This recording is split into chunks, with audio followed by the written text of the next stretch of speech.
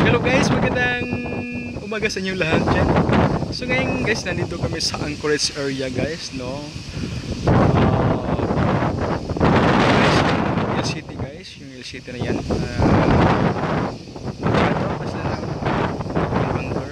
Drag pa rin sila. So ito guys, tingnan nyo.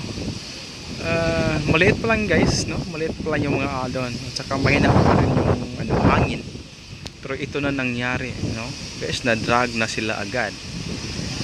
So, guys, yung lalo na dyan sa mga kabaro dyan, no? International. Ingat kayo lagi dyan. Free is the best, no? Ito guys, no?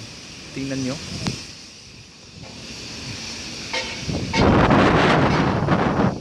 So, guys, no? Maraming salamat naman guys sa pagsubaybay at sa walang sawang panonood naman guys sa aking video. So this is Jaime Iskira TV. So thank you for watching guys. This is my video. Yun guys, tingnan nyo guys. Mahina pa guys, mahina pa.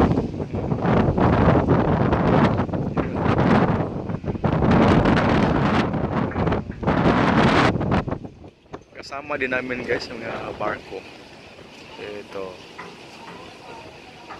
Yun.